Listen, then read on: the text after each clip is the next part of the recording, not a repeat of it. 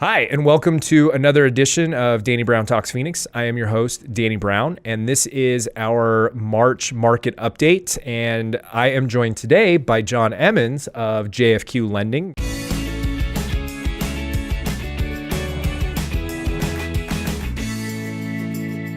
Normally Garrett is with us, but John is gracing us with his presence.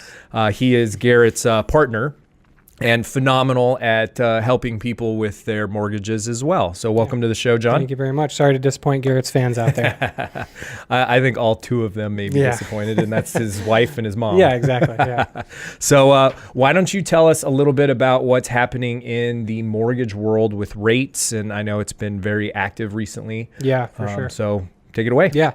March was big because that was the point where we reached our 14-month low as far as rates. They've bounced up a little bit since then, but still very, very low, and the lowest that we've seen over the last year. But it's really kind of shifted to a ton of refinances going on, and lenders focusing on that, because really anybody that bought a home last year at all is potentially open for benefit of refinancing right now. So especially that September through like almost January timeframe, right? Absolutely. So a huge piece that our company specifically is doing a lot of right now is for people who bought homes with FHA mortgages last year, utilizing a program called an FHA Streamline. We've seen a ton of production with that across the entire industry, but that's been a huge benefit to people who did buy last year when rates were higher and can take advantage of it now. So certainly shifting to a lot more refinance focus, but helping a ton of people right now who are buying a house, obviously, and saving them a ton of money and putting them in a great spot. So yeah, it's been kind of a wild ride over the past couple months for sure.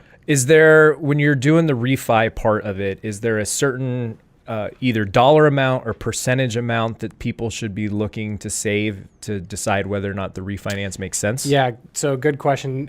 Technically, no, it just depends. I wouldn't say there's a specific amount, because really there are ways that we can save people money, even if, let's say, we're dropping them 0.25% on their rate, but doing it for free and covering all the fees. It makes sense if you're saving, a quarter point on your interest rate for free. If you're paying thousands of dollars in fees, or closing costs, it doesn't make sense to do that. So that's why talking with someone about it would help you kind of understand it. And it's going to be unique to everyone's situation. Sure. The scenario is always going to be different. So when you do those refinances, you guys do them for free? In a lot of cases, yeah, because that's the thing that makes the most sense for someone who just bought a house. You don't have a ton of equity when you just bought a house to be able to roll in closing costs if there are some. So generally what we'll try to do is find a way to cover those fees, or select a rate that's lower than what they have now, but maybe not the lowest rate that comes with more cost.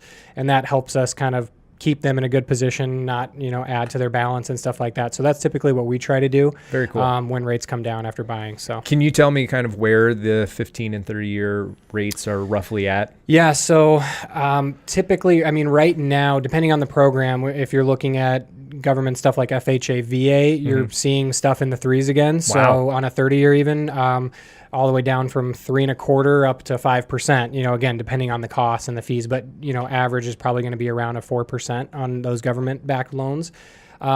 With conventional, you typically see a little bit of a higher interest rate on those. So you're probably seeing in the low 4s with a 30-year. And then usually with a 15-year, we're seeing about a 0.5% difference between a 30-year. So for a while there, it didn't make a lot of sense to do a 30 or a 15-year, because they were kind of the same. Yeah, they were really close. So now we're seeing maybe 3/8 to 0.5% difference in that. And even still, it's tough for people a lot of times with going down to a 15-year, even if right now you could get 0.5% lower because of that, and your payment goes up $700, $800 a month. It's still hard. So big pill to swallow there. Yeah, so that's something to take into account. But yeah, it's definitely a little bit more of a spread than it was for a while. So very cool. Well, it's definitely an exciting time in the Phoenix real estate market. I think with the lower rates and the Fed basically stopping that increasing rates that they were doing towards the end of last year, the market has really picked up on the real estate side of things. So right now we have Phoenix as a whole has 19,000 active listings on the market, which is actually up 12% from what we had last year. So we are seeing a little bit of relief in terms of active listings. I can speak for my own company that we have more listings on the market than we've ever had before at any one time. Yeah. So we're seeing it in action, which is great. So that's really good for buyers because they're having a little bit more choices. We're still at definitely a lack of inventory, but having anything additional is definitely a plus. Yeah. So right now with homes that are under contract, we've got about 10,400 properties under contract. This is actually down 11.5% from this time last year. But the good news is it's up over 20% from last month. So that's a huge increase month over month. And I think that it kind of shows you that we're in that spring buying season for Phoenix. With the low rates, buyers are coming back to the market. They had definitely gotten out of the market there for a little while, and things slowed down. Right now, the average sales price for a home is about $264,000, where it was $252,000 last year. So everybody's home prices have increased year over year, and I think that's going to continue. Right now, the supply of homes without a contract is up 8% from a year ago, but this is declined a ton since February and March, which according to my resources only occurs when the market is really, really strong. So all indicators are pointing that the real estate market is really strong, that there's no, all that talk towards the end of the year of potentially going into a recession and rates increasing has kind of dissipated. And, wage growth is up, and it's actually going up higher than home value appreciation, which is a very good sign in the first time that's happened in quite a long time. What we are seeing in the market, though, are appraisal issues. I don't know if you guys are seeing that on your end, on the purchase side. A little bit, yeah. I mean, it's definitely something that we've seen, obviously here in Arizona specifically, a couple of times only just recently, but I think we were chatting before about this where it was something we didn't see for years, it seemed like. So it is kind of weird to see. We haven't had any real big issues, luckily, with it, but specifically in Arizona, it seems like that's been a thing. And it's almost like a perceived thing with appraisers as of recently because of kind of, maybe the market slowed down a little bit, so I should be a little more conservative or something, which is kind of strange, but definitely nothing that's really impacted or had big issues for us on any loans. Which is I can speak we had 5 appraisal issues in 1 week, 3 with sellers and 2 with buyers, and we're really good, I think, at analyzing the market and pricing homes. And the whole appraisal process just drives me crazy anyway, because it's just some guy's opinion of value. And if they're having a bad day or they're hungry or they don't see the market the way you see the market, they can greatly undervalue the value of your home.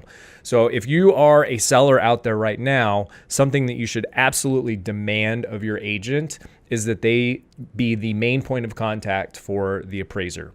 And it's the buyer's lender who orders the appraisal, right? And but you have no idea who that person is going to be. Yeah, until it's assigned and they're reaching out to schedule. We don't get to choose or anything like that. So they reach out, and you want to make your listing agent be the main point of contact so that they have to contact you to gain access to the property. Where that's an advantage for a seller is your agent should be schmoozing that appraiser and creating a good rapport, getting their email address, and then asking if they can send them a comparable market analysis and list of upgrades if there are any. Sometimes appraisers don't know that the home had a new roof installed 2 years ago or an AC unit is brand new. So they're not privy to some of those things that can absolutely impact the value of the home. And if they don't know, they'll make assumptions, which we've seen. So, they'll even say something like, it looks like a newer roof, so I'll put on here done within the last 5 to 8 years when it was 2 years old or something, which we've seen. So I think that's huge. And there is, people seem to be scared, even like agents that we've talked, they're scared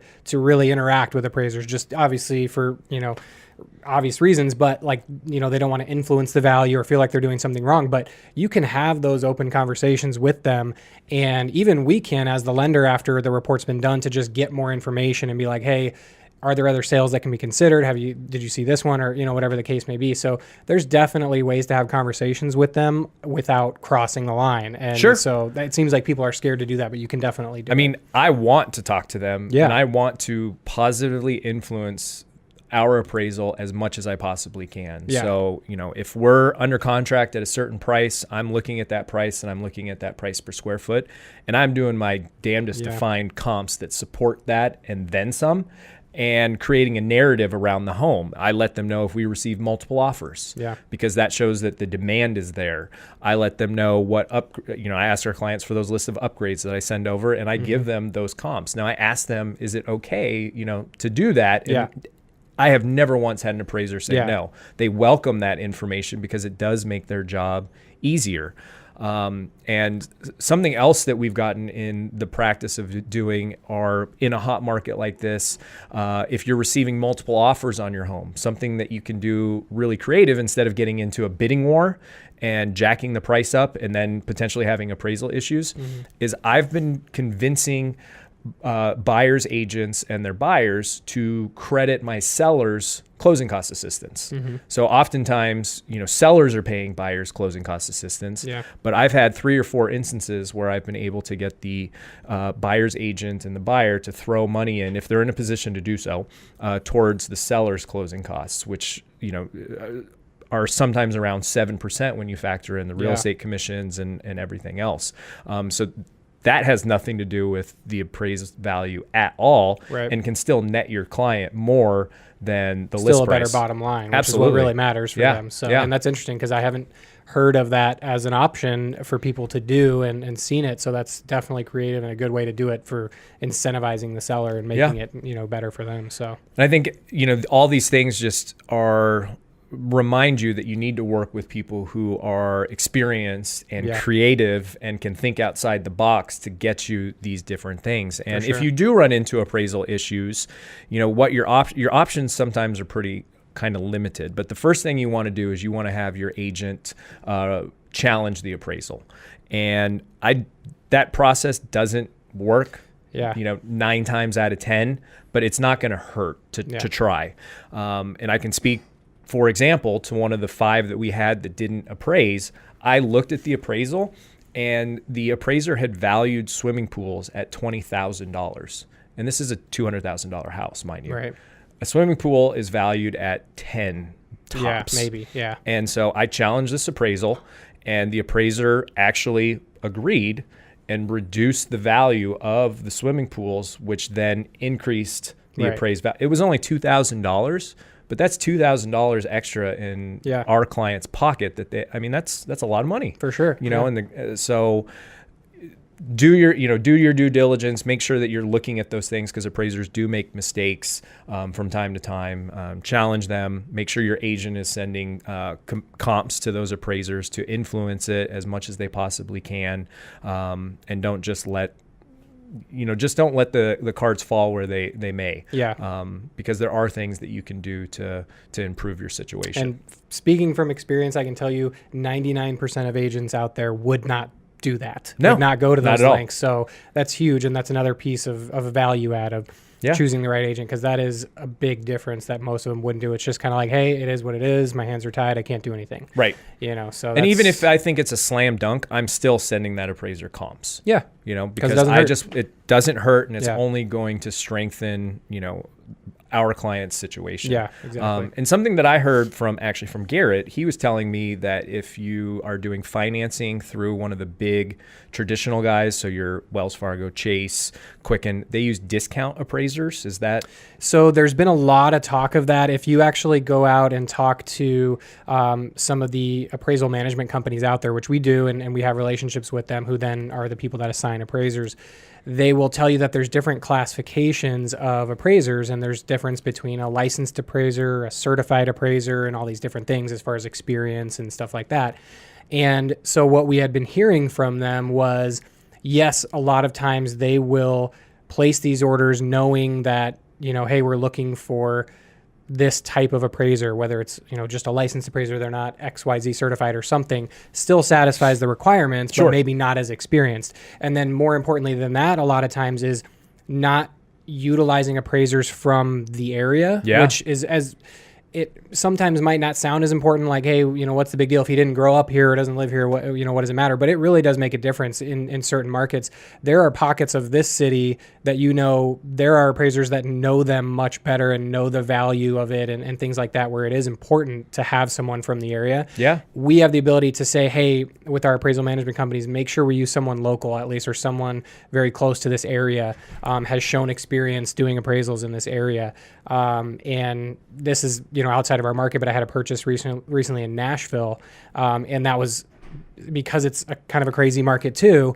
They specifically were like, hey, we want to make sure this is a local appraisal company, because we've had some issues with appraisals in the past from outside cities and people coming in. So we made sure to do that. So we have heard that that's an issue, and it's something that we had experienced at retail banking that we were at, me and Garrett, before.